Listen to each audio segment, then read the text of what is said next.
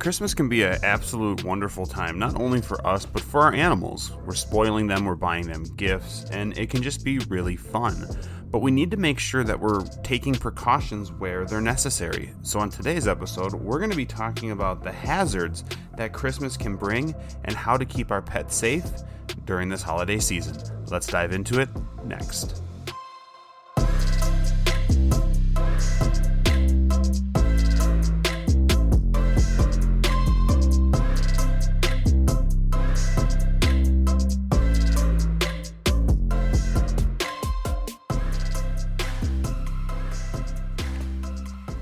All right, welcome to this week's Learn, Laugh, Bark podcast episode. I am your host, Jake from ondogtrainingacademy.com.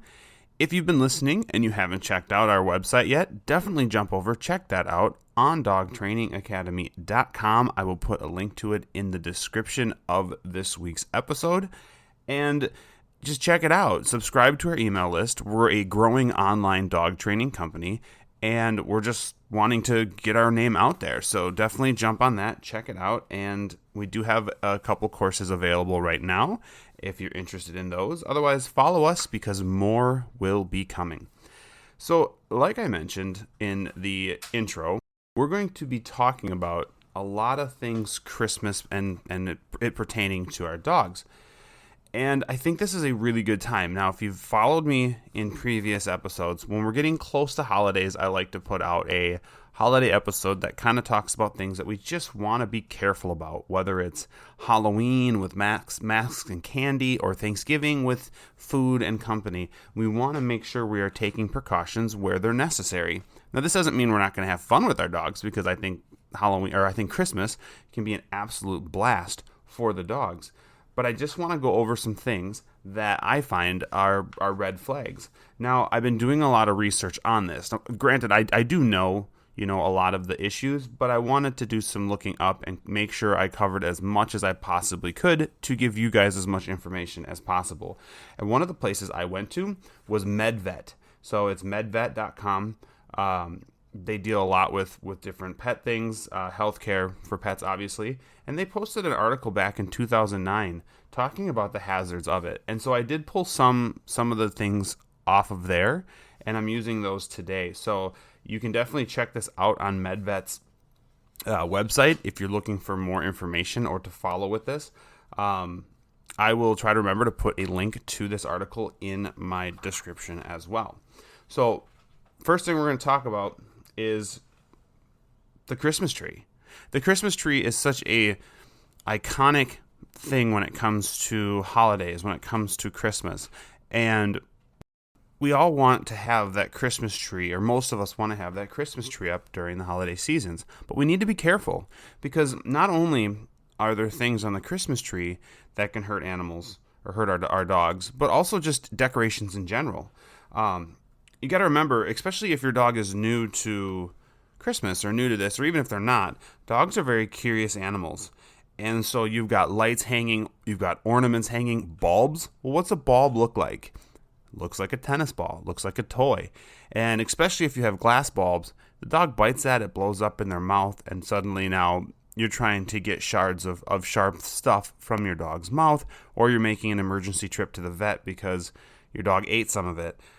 But you're also looking at tinsel. You've got tinsel on the tree, and that can obviously be eaten and obstruct. And those things are very curious and interesting to dogs. And I'll even say not only dogs, but cats. I think cats are equally, if not more, curious about the Christmas tree at times because of these things that are hanging there, and they naturally want to swat this. So yes, this is typically a dog-related podcast, but on today's episode, we're going to be leaning into just pets in general, including cats. So you really want to be careful. Now, I'm not saying you don't hang or you don't put up your Christmas tree, you don't put up decorations, but you just need to be kind of smart about how you do it and where you do it. I've seen people take exercise pens, those little pens that you'd have for like puppies, and put it around their tree to kind of keep the tree secure. And that's always a good idea. Something we've done is we've actually gotten away from having a typical big Christmas tree. We have a fairly large entertainment center, and we've now basically turned that into our Christmas tree where we can put decorations on it, we put lights on it, and it kind of is our makeshift tree, but at the same time being able to keep animals safe from it. So that's just some ideas, getting clever. I know some people have put the tree on the wall. I mean, there's gazillions of different ideas of things you can do, but you need to be careful of it. So just be careful of where you're hanging the ornaments. Those low-hanging things can be super attractive to animals and especially dogs, and they could definitely want to bite it. The next one then are the plants that we bring in and flowers that we're bringing in to our house during this time. We love, people love to bring in, your evergreens and a lot of different plants to make it look pretty. And we just need to be aware that some of these are going to be possibly toxic to your dog. And so we need to make sure that we are putting these up, keeping them away from areas that could be dangerous. The first thing that I'll just read through kind of the list here that they have for a bunch of poisonous plants. And some of these plants are normal plants you'd see year round, but some of these are definitely holiday related plants and different flowers. Amaryllis, azaleas are really popular. Chrysanthemums are also very popular this time of year. Evergreens, obviously, like I mentioned, evergreens are super popular this time of year. You've got holly. That's in songs about Christmas. You got ivy, juniper, lily, and then of course the iconic mistletoe.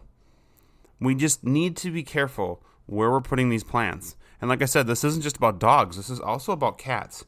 And so cats obviously have a little bit more range on where they can go. So we need to be super careful about what we are exposing our cats to even, and making sure that they are safe as well. We have 2 cats of our own, and so this is something that is near and dear to us, where we're really careful on where we put things and what we're putting out to make sure they stay safe.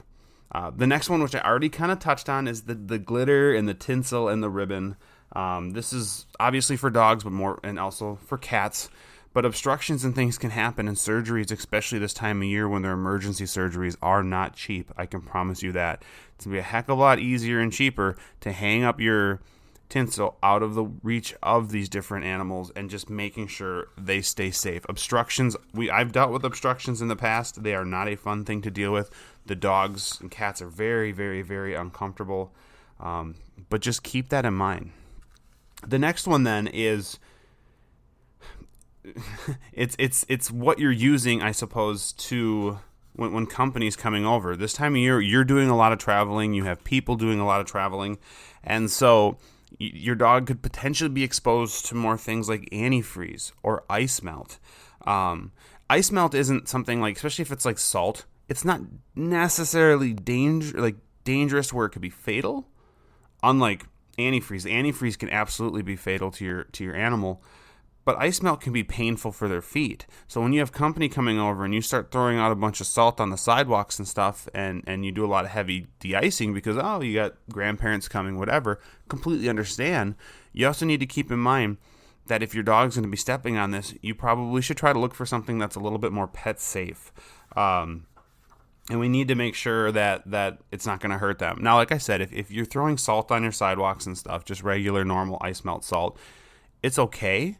One tip I like to give people is make sure that you have something for your dog's feet, whether it's boots or some sort of balm. So I use a balm, and this is not an advertisement for them, but I use a balm called Musher's Secret. It's basically like chapstick for your dog's feet, and it helps keep them a little bit more moist, or a little bit more not chap, I should say. You got to think about the thing with salt. Salt will suck moisture, and that's what it does to feet. If you stick your hand in, like if people have a water softener, stick your hand in that water softener salt and pull your hand out and see what happens. It gets really dry, and it can get cracked and get painful. It's why we use hand lotion in the winter.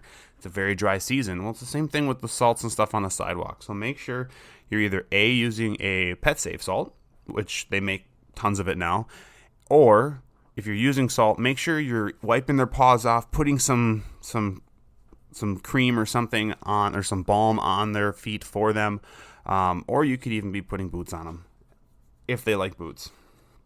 So just kind of keep that in mind. The other one then is lights and wires. This is this time of year where we're going to be hanging up a lot of lights. Things are going to be drooping, not only on the Christmas tree, but you've got outside, you've got decorations if you've put up outside, whether it's inflatable snowmen or those lighted reindeer things. There's so many different things that we are putting out there that could potentially be hazard to our dogs, like electricity. We're using tons of it, and we don't want our dogs biting it and getting electrocuted or getting hurt or getting a piece of the bulb or something like that stuck in their mouth. So we need to make sure that we are protecting the lights. Now, if you have lights and stuff outside and you're letting your dog out around them, the best thing to do is to supervise them. Make sure they're not going to get it. And if you have some doubt that your dog's going to listen to you, or if you're afraid your dog will try to go interact with these things, then bring them out there on leash. Be a little bit more restrictive with it. I think that could definitely help a lot as well.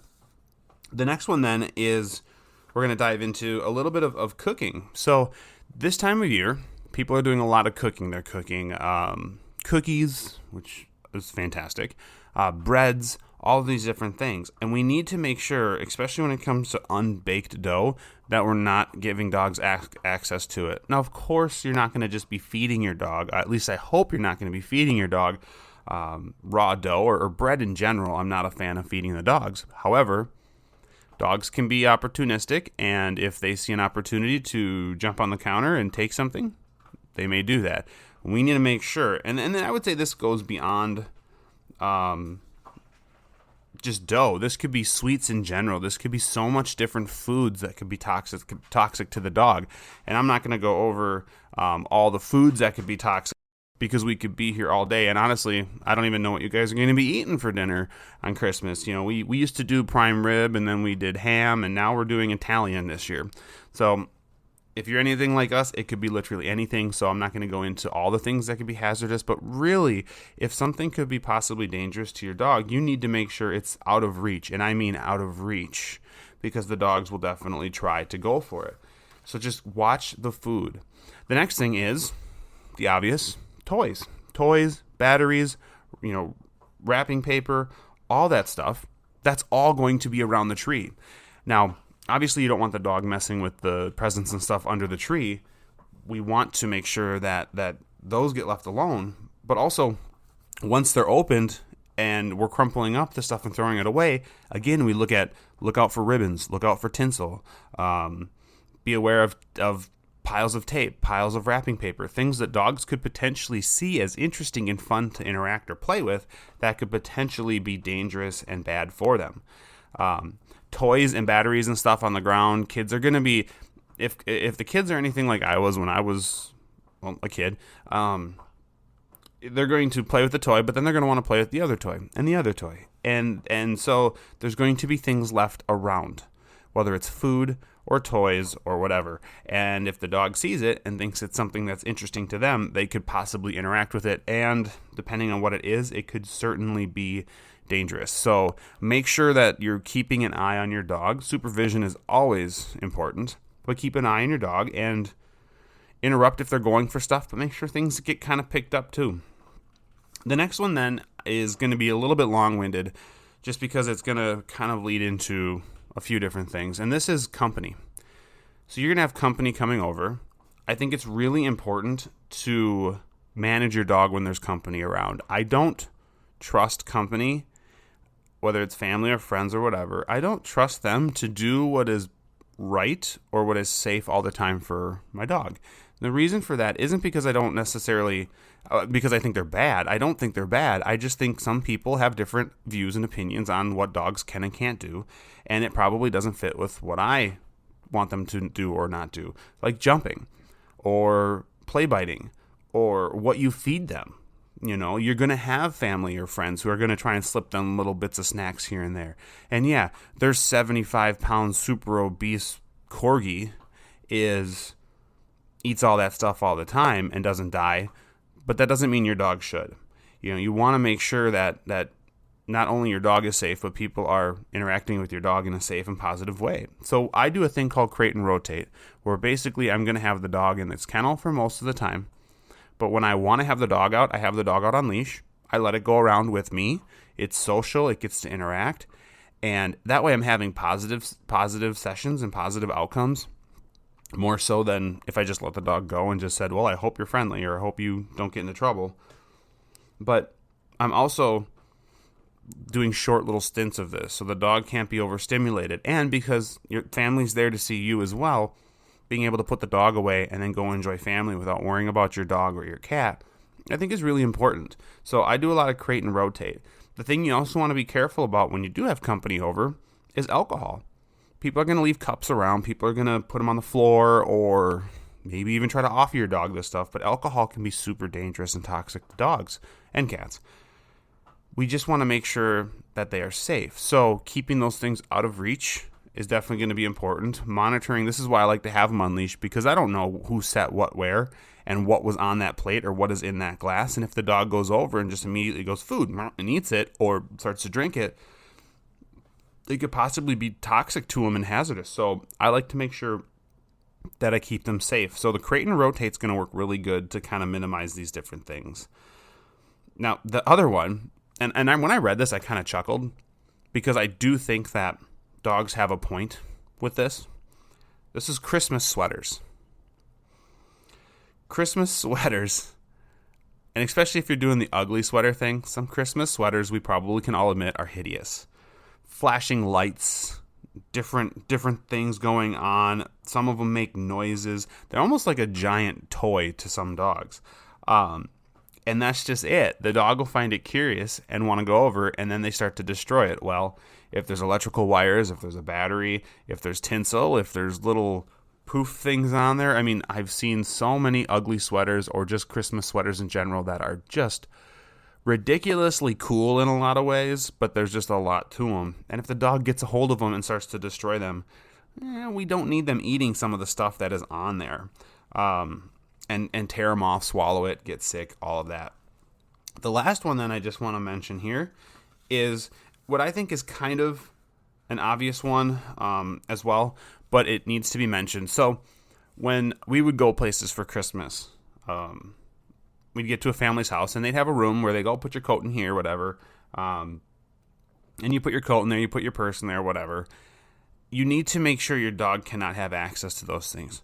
Purses and bags, and even coats, but mostly purses and bags, have so many things in there, from makeup to gum to liquids of all kind, hand sanitizers now, everything. There's so much stuff in purses and bags that can be toxic to dogs that we have to make sure they are staying out of those areas. So if you do have people over, or if you're going somewhere, make sure that door stays shut. Make sure that you're doing your part to close that door to make sure that the animals don't have access to it, and it just keeps them safe.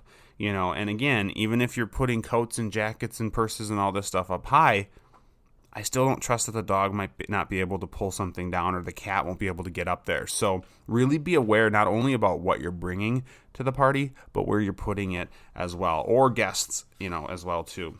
And I always like to kind of, if I'm having people over, if my dog is going with us to Christmas stuff, I like to kind of cue people into what my dog is about, and be calm with them, be whatever you need, but just let them know whether they follow it or not. It's your responsibility to kind of make sure they're being good, dog and people, but at least giving them a heads up, be like, hey, try not to feed them stuff if you can, just pet them, be calm, whatever you need out of these people, just mention it to them.